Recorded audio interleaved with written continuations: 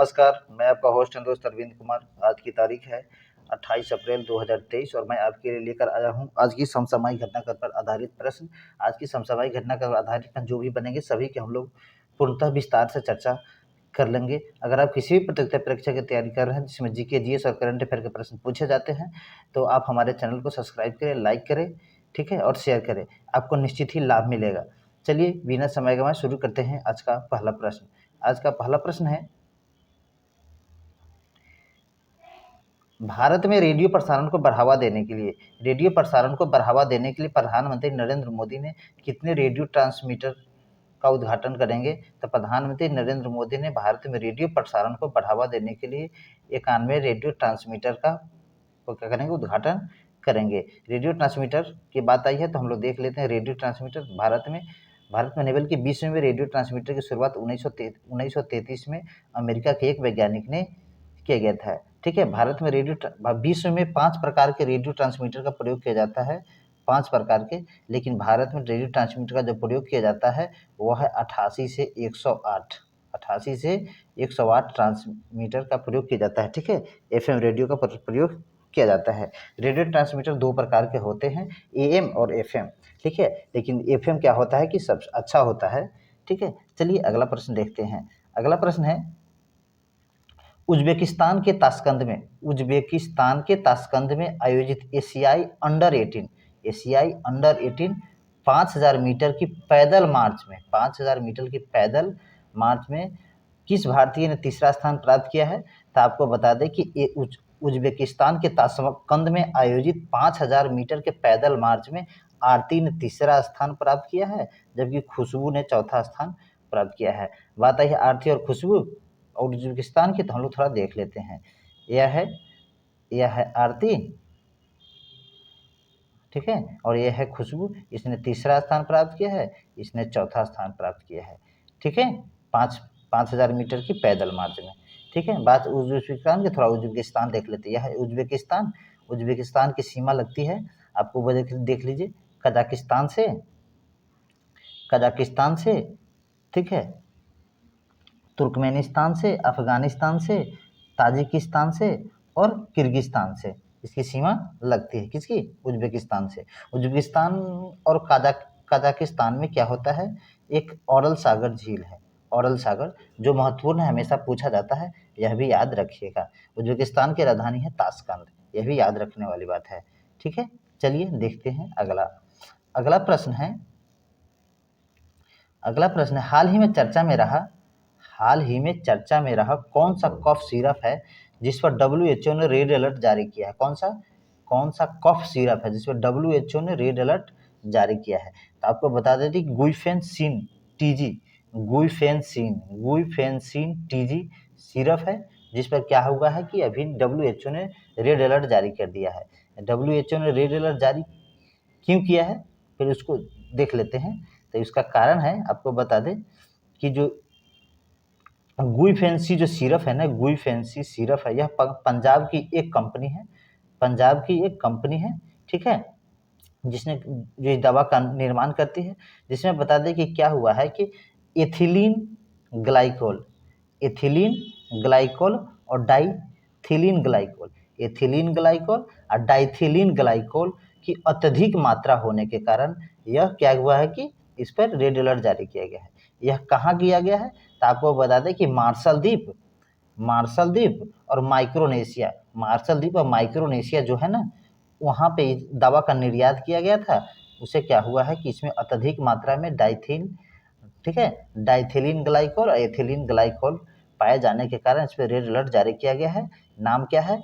गाइफेन TG syrup, ठीक है, गुइफेंसिन TG syrup है। ठीक है, पंजाब की एक कंपनी है। ठीक है, भारत क्या है? विश्व की सबसे बड़ी जेनरिक निर्यातक दवाओं वाला देश है। सबसे अधिक विश्व में सबसे अधिक जेनरिक दवाओं का जो निर्यात करता है वो नंबर 1 पे भारत ही है। ठीक है, चलिए अगला प्रश्न देखते हैं। यह देख लीजिए, सॉरी एक मिनट, हाँ, यह देख लीजिए, आपको गोइफेंसी सिरप है, ये देख लीजिए। ठीक है, यह सिरप है गोइफेन, ये आप लोग ध्यान से एक बार देख सकते हैं। ठीक है, बात आई है WHO के, तो WHO हम लोग देख लो। WHO की स्थापना 1966 सर WHO की स्थापना कब किया गया था? 66 में किया गया था। इसमें क्या है था, यह क्या करती है, अंतर्राष्ट्रीय सार्वजनिक स्वास्थ्य की जिम्मेदारी लेता है। अंतर्राष्ट्रीय सार्वजनिक स्वास्थ्य की जिम्मेदारी लेता है कौन? WHO अंतर्राष्ट्रीय स्वास्थ्य की जिम्मेदारी लेता है। इसका मुख्यालय जेनेवा में है, ठीक है, इसका मुख्यालय जेनेवा में है, ठीक है। चलिए देखते हैं अगला प्रश्न है, अगला प्रश्न, हाँ अगला प्रश्न है, एससीओ की रक्षा मंत्रियों की बैठक कहाँ आयोजित की जा रही थी? एससीओ की रक्षा मंत्रियों की बैठक नई दिल्ली में आयोजित किया जा रहा है। एससीओ की रक्षा मंत्रियों की बैठक नई दिल्ली में आयोजित किया जा रहा है, जिसकी अध्यक्षता भारत के रक्षा मंत्री राजनाथ सिंह कर रहे हैं। एससीओ की बात है तो हम एससीओ देख लेते हैं। एससीओ में बता दें कि एससीओ में मुख्य रूप एससीओ में क्या होता है कि मुख्य रूप से यह एससीओ 40% जनसंख्या, विश्व की 40% जनसंख्या का क्या करता है, भागीदारी करता है। जबकि जीडीपी की बात करो तो जीडीपी की 20% जनसंख्या, माने जीडीपी का 20%, माने विश्व की जीडीपी का 20% और जनसंख्या का 40% इसमें सदस्य देशों में इसकी संख्या आती है, ठीक है। इसमें अभी वर्तमान में 9 सदस्य देश हैं। 9 सदस्य देश कौन है? तो 9 सदस्य देश बताते कि सबसे पहले देख लीजिए भारत, उसके ऊपर जाइएगा चीन, उसके ऊपर जाइएगा तो रूस, उसके बाद भारत के बगल में पाकिस्तान है, फिर है उसके बाद कजाकिस्तान, किर्गिस्तान, ताजिकिस्तान है, और हाल ही में शामिल हुआ है ईरान, ठीक है। ये 9 देश है। इसकी स्थापना 2001 में किया गया था, जबकि भारत और पाकिस्तान दोनों एक साथ इसमें 2017 में क्या हुए थे, इसके सदस्य बनाया गया था, ठीक है। इसका मुख्यालय बीजिंग चीन में है। चलिए देखते हैं अगला प्रश्न है, रेमन मैग्सेसे पुरस्कार से किसे सम्मानित किया गया है? हाल ही में रेमन मैग्सेसे पुरस्कार से दलाई लामा जी को सम्मानित किया गया है। जो दलाई लामा को क्यों सम्मानित किया गया है, वह तिब्बत के हैं और वहाँ की एक क्षेत्रीय राजनीतिक जो तिब्बत हुआ था, चीन और तिब्बत के बीच में जो युद्ध हुआ था 1959 में, उसके लिए इन्हें अच्छा तिब्बत के पक्ष में क्या किए थे कि अगुवाई किए थे, इसके लिए उन्हें दिया गया है रेमन मैग्सेसे पुरस्कार। पहले दलाई लामा जी को देख लीजिए, ये है दलाई लामा, ठीक है, इन्हें रेमन मैग्सेसे पुरस्कार दिया जा रहा है, ये देख लीजिए। जब बात आई है रेमन मैग्सेसे पुरस्कार, थोड़ा हम रेमन मैग्सेसे पुरस्कार के बारे में देख लेते हैं। रेमन मैग्सेसे पुरस्कार क्या है, यह आपको बता दें कि मुख्य रूप से 5 क्षेत्रों में दिया जाता है। मुख्य रूप से 5 नहीं बल्कि 6 श्रेणियों में दिया जाता है।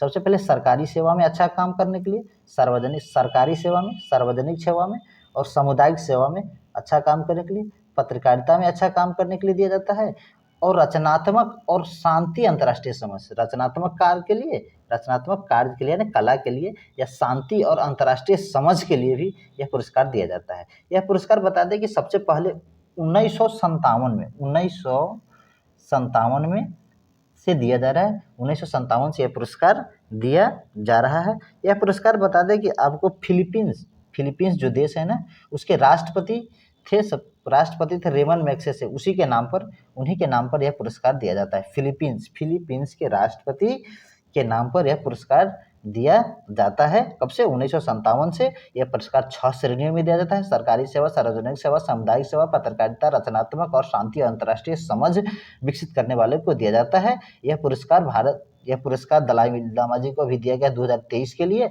क्योंकि यह असफल प्रयोग, चीन के साथ जो विद्रोह हुए थे उसके प्रयोग के लिए इन्हें दिया गया था, ठीक है।